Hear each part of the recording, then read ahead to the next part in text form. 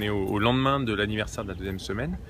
Et ce qui se passe, c'est qu'elle se maintient, cette éruption, puisque le débit a baissé assez rapidement dans les jours qui ont suivi l'ouverture. Et depuis une bonne dizaine de jours, on est sur un débit relativement faible malgré tout, de l'ordre de un peu moins de 5 mètres cubes par seconde, mais qui se maintiennent bien, et la signature sismique se maintient également.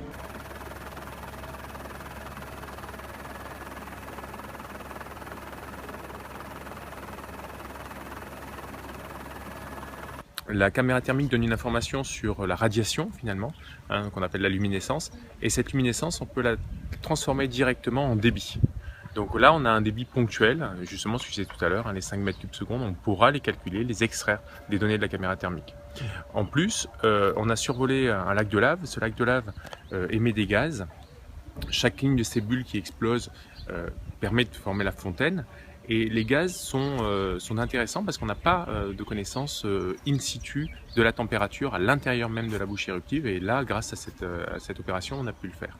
La semaine dernière, on a fait la même opération au sol et on avait des températures de l'ordre de 1200, voire plus haut que 1200 degrés. Ce qui sont des températures qui sont supérieures à ce qu'on mesure d'habitude avec des thermocouples dans la lave, parce qu'effectivement là on mesure non seulement la température de la lave, mais aussi les gaz en combustion qui arrivent à monter à des températures supérieures à 1200 degrés.